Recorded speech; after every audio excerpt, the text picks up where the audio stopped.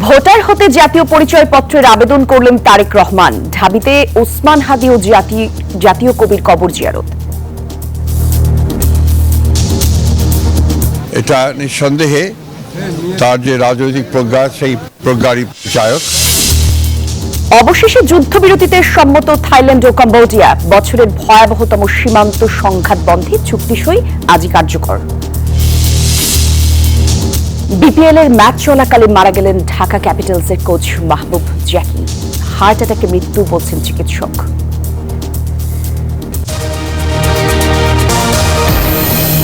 দর্শক, আমন্ত্রণ আপনাদের সবাইকে নিউজ 24 সংবাদে। আমি জান্নাতুল কুলিশ আপনাদের সঙ্গে রয়েছি। বিআরবি কেবল সংবাদ শিরোনাম দেখছিলেন।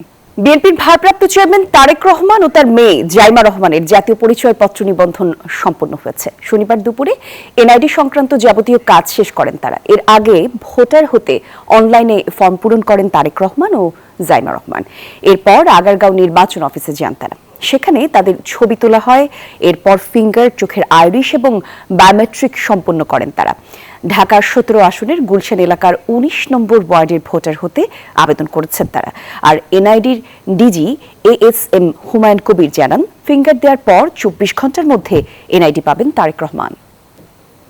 5 ঘন্টা, 7 ঘন্টা, 10 ঘন্টা, কারো কারো ক্ষেত্রে আরো বেশি লাগে, আবার কারো কারো ক্ষেত্রে একটু কম লাগে। হ্যাঁ, তো ওইটা হয়ে যাওয়ার পরে ওই নাম্বারটা ভিত্তি করে আপনার এনআইডিটা জেনারেট হয়ে যায়। ওইটার একটা মেসেজ চলে যায় সংশ্লিষ্ট ব্যক্তির কাছে। তো ওই মেসেজটা যাওয়ার পরে তখন ওইটা তো আমাদেরকে জানানো হয়, অথবা ওনারা ওখান থেকে প্রিন্ট করে নিতে পারেন।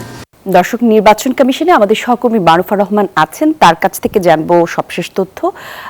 ভোটার হওয়ার সব প্রক্রিয়া তো সম্পন্ন করেছেন তারেক রহমান। মারুফা, একটু জানতে চাই এই পুরো প্রক্রিয়া নিয়ে ইসি কি জানিয়েছেন, একটু যদি বিস্তারিত আমাদেরকে জানাতেন। ইসি সচিব আখতার আহমেদ তিনি কথা বললেন।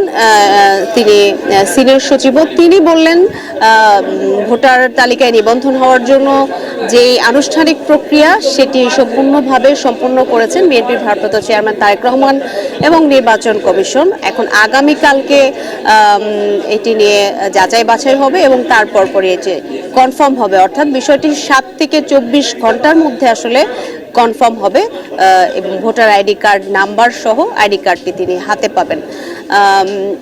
বিএনপি ভারপ্রাপ্ত চেয়ারম্যান এখানে আসার আগে কিন্তু তার স্ত্রী ডাক্তার জোবাইদা রহমান এবং কন্যা জাইমা রহমান তারাও এসে একই প্রক্রিয়া কিন্তু এখানে সম্পন্ন করে গেছেন, অর্থাৎ ছবি তোলা, চোখের আইরিশের ছবি তোলা, স্বাক্ষর দেয়া এবং 10 আঙ্গুলের ছাপ, এটি ছিল মূলত আজকের প্রক্রিয়া। তো আমরা দেখেছি তিনি বেলা 12টার কিছু পরে তিনি এখানে প্রবেশ করেছেন এবং এখানে এসে তিনি যেই আনুষ্ঠানিক প্রক্রিয়াগুলো এই 4টি ধাপ আসলে তিনি সম্পন্ন করেছেন। তবে অনলাইনেই কিন্তু ফর্মগুলো আগেই পূরণ করা হয়েছিল। নিচে দলের কর্মী সমর্থকদের আমরা ব্যাপক উপস্থিতি দেখেছি এবং তারা স্লোগান মুখর করে রেখেছিল পুরো নির্বাচন এলাকা চত্বর। এবং তিনি বের হয়ে যাওয়ার পরে বনানী কবরস্থানে যান নিজের ভাইয়ের ছোট ভাই আরাফাত রহমান কোকোর কবর জিয়ারত করার জন্য। তো সব মিলিয়ে নির্বাচন কমিশন থেকে ভোটার আইডি কার্ডের যে প্রক্রিয়া সেটি সম্পন্ন হয়েছে। আগামীকাল থেকে বা 24 ঘন্টার মধ্যে যে কোনো সময় আসলে 7 থেকে 24 ঘন্টার মধ্যে তারেক রহমান এবং তার পরিবারের সদস্যদের ভোটার আইডি কার্ডের নম্বরটি জেনারেট হবে বা সেটি তারা হাতে পাবেন বলে ইসি সচিব আমাদেরকে জানিয়েছেন। ধন্যবাদ আপনাকে মারুফা। ইনকিলাব মঞ্চের মুখপাত্র শরীফ ওসমান হাদি ও জাতীয় কবি কাজী নজরুল ইসলামের কবর জিয়ারত করলেন বিএনপির ভারপ্রাপ্ত চেয়ারম্যান তারেক রহমান। বেলা 11:30 থেকে দুজনের কবরে শ্রদ্ধা জানান তিনি। পুরো এলাকায় নেওয়া হয় কঠোর নিরাপত্তা ব্যবস্থা। মির্জা ফখরুল ইসলাম আলমগীর বলেন, তারেক রহমানের স্বদেশ প্রত্যাবর্তনে নির্বাচন নিয়ে থাকা সব দোলাচল কেটে গেছে। স্বদেশ প্রত্যাবর্তনের তৃতীয় দিনে ইনকিলাব মঞ্চের প্রয়াত নেতা শরীফ ওসমান হাদির সমাধিস্থলে বিএনপির ভারপ্রাপ্ত চেয়ারম্যান তারেক রহমান করলেন শ্রদ্ধা নিবেদন ও তার কবর জিয়ারত। সঙ্গে ছিলেন বিএনপির জ্যেষ্ঠ নেতারা। পাশেই জাতীয় কবি কাজী নজরুল ইসলামের সমাধি, তার প্রতিও শ্রদ্ধা নিবেদন করেন তারেক রহমান। বিএনপি মহাসচিব বলেন, ওসমান হাদির কবর জিয়ারত করে রাজনৈতিক প্রজ্ঞার পরিচয় দিয়েছেন তারেক রহমান। নিঃসন্দেহে তার যে রাজনৈতিক প্রজ্ঞা, সেই প্রজ্ঞারই পরিচায়ক। আজকে একটা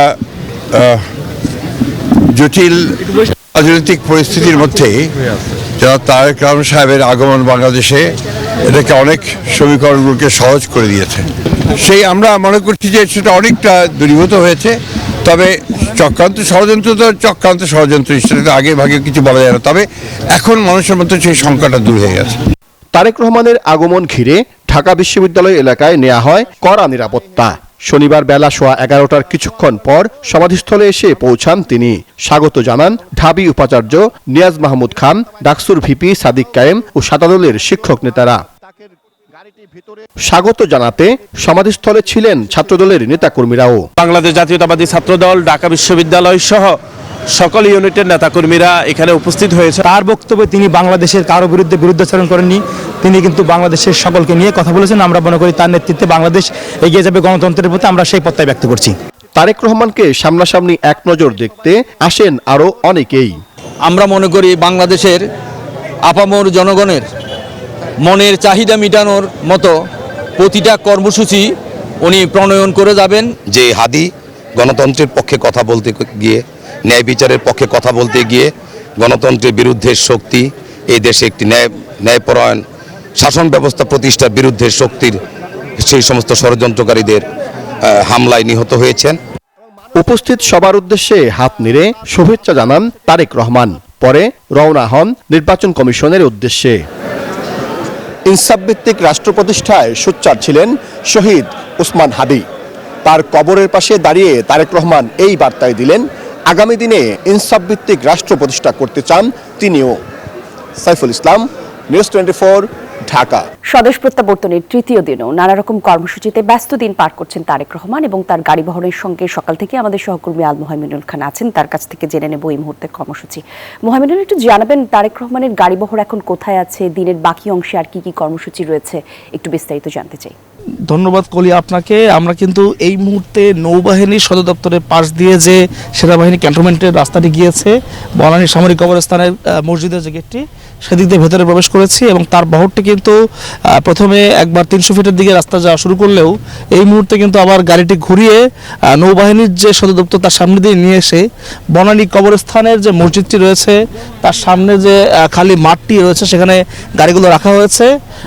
এখন পর্যন্ত সিএসএফ সদস্যরা বলতে পারছেন না যে আসলে তারেক রহমানের পরবর্তী গন্তব্য কোথায় হবে, তবে ধারণা করা হচ্ছে যে তার ছোট ভাই জিয়ারতের পর ছোট একটি দোয়া হতে পারে এখানে, এবং সেই দোয়ার পরে তিনি তার মায়ের কাছে এবার কেয়ারে যাবেন। প্রথমে কিন্তু আসলে যখন তিনি সকালবেলা হাদির কবর জিয়ারত করেন, তারপরে যে প্ল্যান দেওয়া হয়েছিল বিএনপি মিডিয়া সেল থেকে সেই অনুযায়ী কিন্তু তার যাওয়ার কথা ছিল নির্বাচন কমিশন ভবনে, সেখানে কিন্তু তিনি গিয়েছিলেন এবং তার ভোটার হওয়ার যে প্রক্রিয়া তা সম্পন্ন করেছেন। তারপরেই কিন্তু আমরা দেখেছি যে তার ধানমন্ডি যাওয়ার কথা ছিল, যদিও কিন্তু তিনি কিন্তু সেই ধানমন্ডি যাওয়ার মাঝ পথেই গাড়ি ঘুরিয়ে নেন এবং নাটকীয়ভাবে কিন্তু সেই গাড়িটিকে ঘুরিয়ে তিনি সরাসরি চলে আসেন তার ছোট ভাইয়ের কাছে এবং ছোট ভাইয়ের কবরে তিনি আসেন।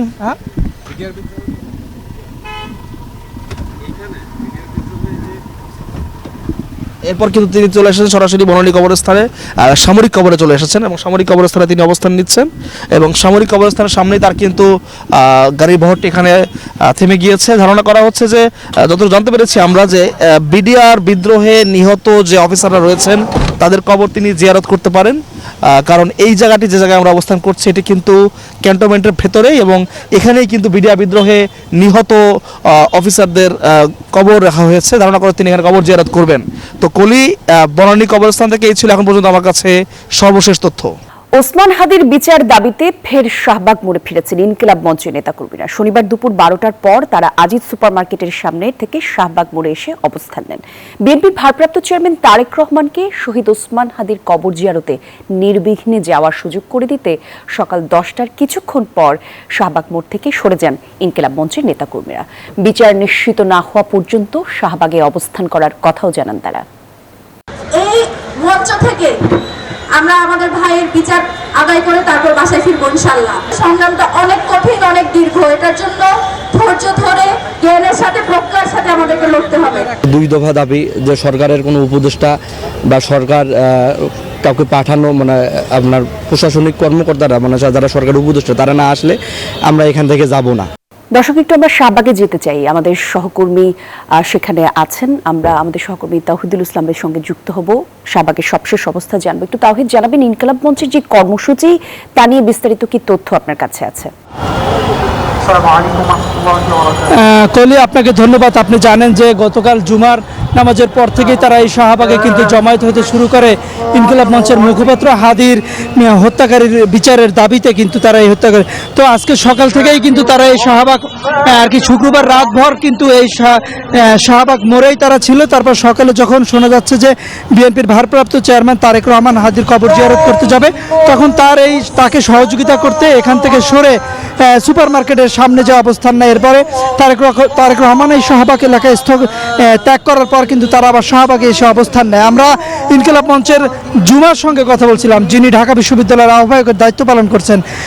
জুমা বলছেন যে এখানে হত্যাকারীদের বিচার নিশ্চিত না হওয়া পর্যন্ত তারা এই আন্দোলন চালিয়ে যাবেন এবং তাদের যে 3 দফা দাবি আছে তার মধ্যে অন্যতম দফা আছে যে সরকার এখন পর্যন্ত কতটা এগিয়েছে সামনে বিচারের দিকে, তার সম্পূর্ণ একটা ব্যাখ্যা সরকারের উপদেষ্টা কিন্তু দিতে হবে, যাতে এখানে এসে নেতাকর্মীরা তারা বুঝতে পারে যে সরকার কি করছে না করছে। কারণ সরকার এখন পর্যন্ত কোনো কিছুই তাদের কাছে ব্যাখ্যা করেনি বলে তারা মন্তব্য করছেন এবং সরকারের কার্যক্রমে তারা সন্তুষ্ট না। এই জন্য তারা বলছেন সরকারের যে কোনো একজন উপদেষ্টা, বিশেষ করে স্বরাষ্ট্র উপদেষ্টা, এই শাহবাগে এসে তাদের কাছে ব্যাখ্যা করবেন যে হাদি হত্যাকারীর যে মূল হোতা তার অবস্থান কোথায় এবং তাকে গ্রেপ্তার করতে তাদের আর কত সময় লাগবে।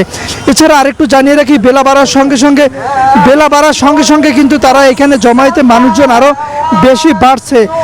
আমরা যতটুকু জানতে পেরেছি বা ধারণা করা যাচ্ছে, বিকাল নাগাদ বা সন্ধ্যার দিকে এখানে জমায়েতের মানুষ কিন্তু আরও বাড়বে এমনটি জানিয়েছেন। এছাড়া নেতাকর্মীরা শুধু কিন্তু ঢাকার না, এখানে আমরা নরসিংদী, টাঙ্গাইল সহ সারা দেশের মানুষ এসে এখানে যুক্ত হয়েছেন। তাদের সকলের একটাই দাবি, হাদি হত্যার বিচার নিশ্চিত না হওয়া পর্যন্ত তারা এই শাহবাগ ছেড়ে যাবেন না।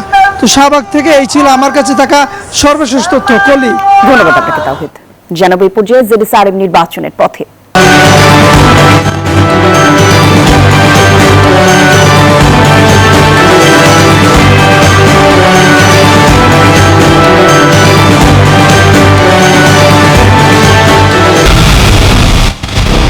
পুরো দেশের মুখে হাসি ফোটাতে নিজেকে হতে হয় স্ট্রং, আর মনোবল হতে হয় স্পার্জিত। জেডিসিআরএম 25 বছরের পথ চলায় নিরাপদে রাখার প্রত্যয়ে।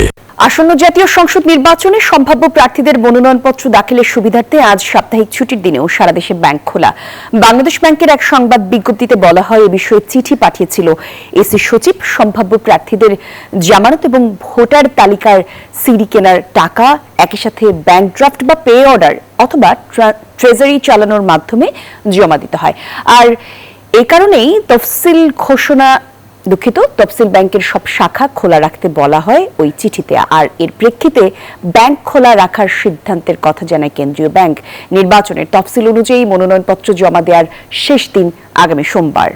কক্সবাজারের নুনিয়াছড়া বিআইডব্লিউটিএ ঘাট সংলগ্ন বাঁকখালী নদীতে সেন্ট মার্টিনগামী পর্যটকবাহী জাহাজ দ্য আটলান্টিক ক্রুজ এই আগুনের ঘটনায় একজন প্রাণ হারিয়েছেন। শনিবার সকাল 7টার দিকে আগুনের সূত্রপাত হয়, পরে নিয়ন্ত্রণে আনে ফায়ার সার্ভিস।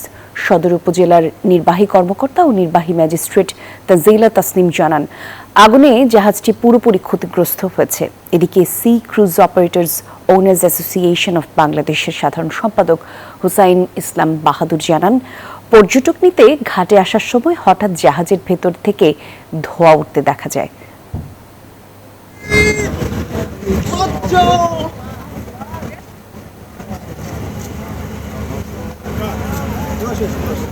ফরিদপুরের ভাঙ্গায় ট্রাক ও অ্যাম্বুলেন্সের সংঘর্ষে অন্তত 3 জন নিহত হয়েছেন, আহত আরও 2 জন।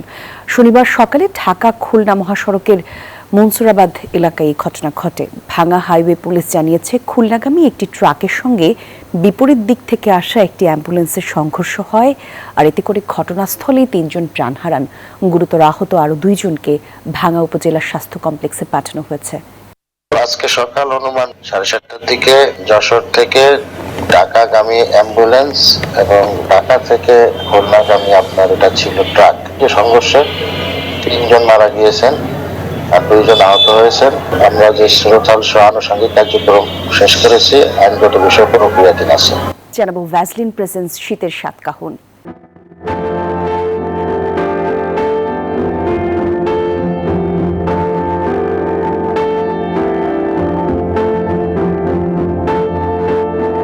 সারা দেশে জেঁকে বসেছে শীত। দক্ষিণ পশ্চিমাঞ্চলের জেলা চুয়াডাঙ্গা সহ দেশের 7 জেলার উপর দিয়ে বইছে মৃদু শৈত্যপ্রবাহ। কনকনে ঠান্ডায় বিপর্যস্ত জনজীবন। শনিবার সকালে যশোরে সর্বনিম্ন তাপমাত্রা 9 ডিগ্রি সেলসিয়াস রেকর্ড করেছে আবহাওয়া অফিস। পূর্বাভাসে জানানো হয়েছে আগামী কয়েকদিন সারা দেশের তাপমাত্রা আরও কমতে পারে, সঙ্গে বাড়তে পারে ঘন কুয়াশা। এদিকে ঘন কুয়াশায় পাটুরিয়া, দৌলতিয়া, শরীয়তপুর, চাঁদপুর নৌ রুটে ফেরি চলাচল অব্যাহত হচ্ছে। আর এতে দুর্ভোগে পড়েছেন যাত্রী, চালক এবং তাদের সহকারীরা। এই শীতে নরম ও কোমল স্কিনের জন্য ব্যবহার করুন ভ্যাসলিন ডিপ রিস্টোর। দর্শক, এই পর্যায়ে আপনাদেরকে জানাবো মধুমতি ব্যাংক পিএলসি অর্থ বাণিজ্য সংবাদ। রাজধানীর আগেরগাঁওয়ে বিআইসিসিতে 4 দিনের আবাসন মেলায় শেষ দিন আজ। আর শনিবার সকাল থেকেই মেলায় দেখা গেছে দর্শনার্থীদের ভিড়। সমাপনী দিনে ফ্ল্যাট বা প্লট বুকিং দিলেই ক্রেতারা পাচ্ছেন 5 থেকে 10 লাখ টাকা পর্যন্ত মূল্য ছাড়। আর মেলায় 850 থেকে 1250 বর্গফুটের ফ্ল্যাটের চাহিদা বেশি। মূল্য ছাড়ের বড় সুযোগ থাকায় আগ্রহী হচ্ছেন অনেকেই। মেলায় অংশ নিয়েছে 220টি প্রতিষ্ঠান। আয়োজকরা বলছেন আগামী বছরও মেলা আয়োজন করা হবে। সুনামগঞ্জের খালের সেচের পানিতে জলমহাল ইজারাদারদের অবৈধ দখলদারি এবং হয়রানির বিরুদ্ধে মানববন্ধন করেছেন স্থানীয় কৃষকরা। তাদের অভিযোগ, সেচের জন্য তৈরি করা খাল থেকে পানি নিতে গেলে বাধা দেওয়া হচ্ছে, আর প্রতিবাদ করলে করা হচ্ছে মামলার আসামি। এ বিষয়ে ব্যবস্থা নেওয়ার আশ্বাস দিয়েছেন জেলা প্রশাসক মোহাম্মদ বুরহান উদ্দিনের তথ্য ছবিতে ডেস্ক রিপোর্টে বিস্তারিত। সুনামগঞ্জের খরচার হাওরের মাঝখানে ইজারাদারকৃত জলমহাল, এর পূর্ব দক্ষিণ দিকে আবাদের জন্য খনন করা হয় খাসিয়াখাড়া, যেখানে পানি জমিয়ে বোরো আবাদ করেন অন্তত 500 কৃষক। অভিযোগ উঠেছে খালের পানি দিয়ে সেচ দিতে কৃষকদের বাধা দিচ্ছে ইজারাদারের লোকেরা। এমনকি প্রতিবাদ জানালে কৃষকদের উপর মামলা দিয়ে হয়রানির অভিযোগ উঠেছে ইজারাদারদের বিরুদ্ধে। খালের পানি দিয়ে সেচ দিতে না পারলে প্রায় 700 একর জমি পানির অভাবে অনাবাদি থাকার শঙ্কা দেখা দিয়েছে। বুড়ো মৌসুমের টাইম, আমরা এখন কৃষিকাজ করব, পানি নিয়ে যে সংকটে আছি এর জন্য আমরা খুব বেশি দুশ্চিন্তায় আছি। এটা আজ কয়েক বছর ধরে আমাদের এই ফসল ফলানির সমস্যা দেখা দিয়েছে। সমস্ত আবাদি জমিন অনাবাদ অবস্থায় পড়ে রয়েছে পানির অভাবে। ক্ষতিগ্রস্ত কৃষক হাওরের মাঝখানে খরচার হাওরের জলমাহালের সীমানা নির্ধারণ এবং তাদের উপর হওয়া মামলা প্রত্যাহারের দাবিতে মানববন্ধনও করেছে, কিন্তু কাজের কাজ কিছুই হয়নি। ইজারাদার জায়গাটা তার যেখানে তার ইজারা দেন ইখানে আমরা আছি যেখানে আমরা রেকর্ডের জায়গা আমরা ওই বান দিতে গিয়া আমরা হয়রানি করেন, মিথ্যা মামলা দিয়ে আমরা দৌড়াদৌড়ি করেন। উনি কত দাগ ইজারা আনছে, কোন মৌজাতে আনছে, আমরা কোন মৌজায় আছি, কোন কাগজের মধ্যে, কোন দাগের মধ্যে আছি, ওই জিনিসটা আপনারা উল্লেখ করবেন। যখন আমরা এলাকার মানুষের দাবিতেই আপনারা যতটুকু পারেন সহযোগিতা করতা। তবে বরাবরের মতো অভিযোগের বিষয়ে সরেজমিনে তদন্ত করে প্রয়োজনীয় ব্যবস্থা গ্রহণের আশ্বাস দিলেন জেলা প্রশাসক। উপজেলা নির্বাহী কর্মকর্তা সদরকে বলা হয়েছে যেন এই সমাধানটা নিরসন করা যায়, আর যদি সে নিরসন করতে না পারে আমরা উভয় পক্ষকে ডাকাবো। দ্রুত কৃষকের উপর ইজারাদারদের করা যাবতীয় মামলা প্রত্যাহার করে সমস্যা সমাধান করবে প্রশাসন, এমনটাই প্রত্যাশা ভুক্তভোগী চাষিদের। Desk report, news 24। অবশেষে যুদ্ধবিরতিতে সম্মত হল থাইল্যান্ড এবং কম্বোডিয়া। বছরের ভয়াবহতম সীমান্ত সংঘাত বন্ধে একটি চুক্তি সই করেছে এশিয়ার এই দুই দেশ। শনিবার চুক্তিতে সই করেন এই দুই দেশের প্রতিরক্ষা মন্ত্রী। দুপুর 12টার পর থেকেই যুদ্ধবিরতি কার্যকর হয়েছে, আর এর ফলে দুপক্ষের সেনারাই তাদের বর্তমান অবস্থান থেকে সরে যাবে। সব ধরনের সেনা চলাচল বা সমাবেশ থেকেও বিরত থাকবে। দুপক্ষের সংঘাতে গত 20 দিনেই নিহত হয়েছে শতাধিক মানুষ, গৃহহীন 5 লাখের বেশি। গত জুলাই মার্কিন প্রেসিডেন্ট ডোনাল্ড ট্রাম্পের মধ্যস্থতায় যুদ্ধবিরতি হলেও ডিসেম্বর এসে তা ভেঙে পড়ে। সিলেটে বিপিএল এর দ্বিতীয় দিনে মাঠেই হার্ট অ্যাটাক করে মারা গেলেন ঢাকা ক্যাপিটালসের সহকারী কোচ মাহবুব আলী জ্যাকি। ম্যাচ শুরুর আগে ঢাকার অনুশীলনের সময় মাটিতে লুটিয়ে পড়েন তিনি। তাৎক্ষণিকভাবে তাকে সিপিআর দিয়ে হাসপাতালে নেওয়া হয়। কিছুক্ষণ পরেই বিসিবিকে মৃত্যুর খবর নিশ্চিত করে হাসপাতাল কর্তৃপক্ষ। সংবাদ মাধ্যমকে এই কথা জানান বিসিবির প্রধান চিকিৎসক দেবাশিস চৌধুরী। মাহবুব আলীকে সিলেটের আল হারমানাই হাসপাতালে ভর্তি করা হয়েছিল, আর ম্যাচ চলার সময় তার মৃত্যুর খবরে শোকের ছায়া নেমে এসেছে সিলেট আন্তর্জাতিক স্টেডিয়ামে। দর্শক, আমাদের সহকর্মী আশিক সারওয়ার সিলেট আন্তর্জাতিক ক্রিকেট স্টেডিয়ামে আছেন, যাচ্ছি তার কাছে। আশিক, একটু জানাবেন কোচ মাহবুব আলী জ্যাকির মৃত্যুর খবরে যেই শোক নেমে এসেছে ক্রিকেট আঙ্গনে, খেলোয়াড় অথবা সংশ্লিষ্ট যারা আছেন তাদের কি অবস্থা, তারা কি বলছেন?